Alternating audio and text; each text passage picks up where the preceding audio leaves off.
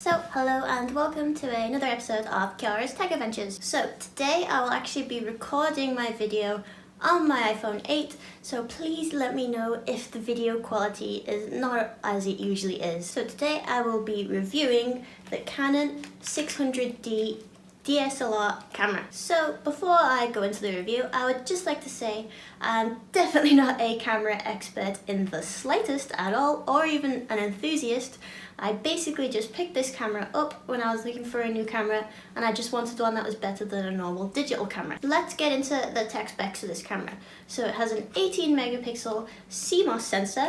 I have no idea what that means really. It does full HD video, which is obviously 1080p, but it does it at 24 FPS if I remember correctly when I'm editing my videos. It also has wireless flash built in. Now I don't even use the flash that's on this camera already, so that doesn't really apply to me in the slightest. And it also has, on the lens that I got with it, it has a little manual focus, like autofocus toggle. Now I always use manual focus on this camera just because I find the autofocus to be a bit obnoxious.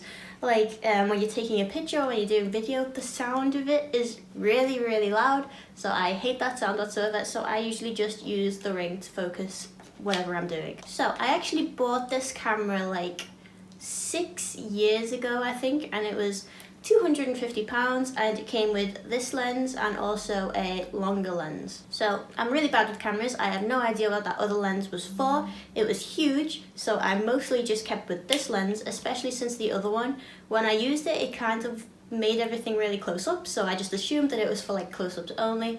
So I have no idea whether that's what it's for or not, but yeah, I got like a really long one that went like out to here, and this one. So don't know whether you can see very well, but this camera has a lot of buttons and options on it. So I am a very casual user. Like I pretty much just use 2 modes on this camera. So I use the movie mode, which is like this little camera, push it all the way to the end. Then I also use the flash off mode.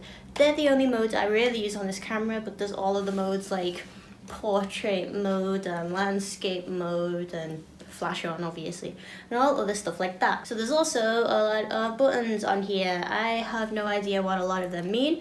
The only buttons I've really used is like the play button, so I can view my videos or my photos on this camera, and also this little Q button, which allows you to set a timer. So if you don't want to take like a selfie like this, you can set a timer for like 10 seconds and then you can run over and then take a photo with the camera in front. So with this camera, you will need an SD card. I actually don't have mine in here at the moment. It's probably still on my PC, but yeah.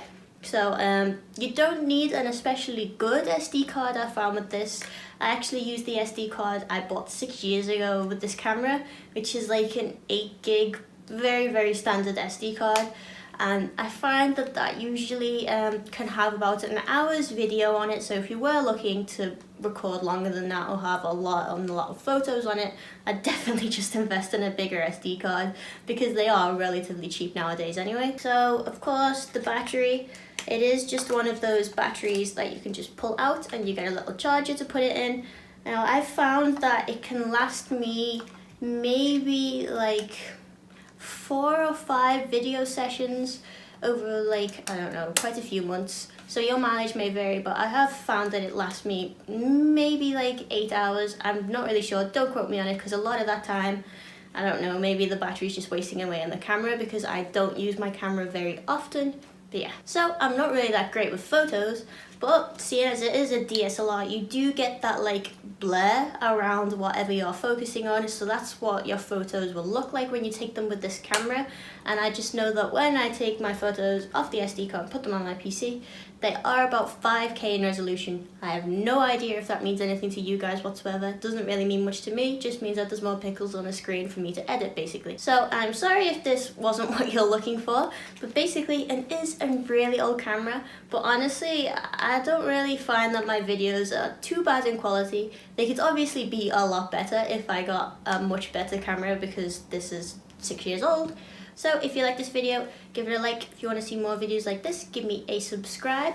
And I will be wanting, well, I am wanting to do a Q&A video. So if you guys have any questions about whatsoever you want, tech related obviously, so maybe software related, PC related, camera related, I'll try my best. But anything like that, drop them in the comments below and I will be making a video somewhat soon on a Q&A thing with me. So I'll see you guys next time. Bye!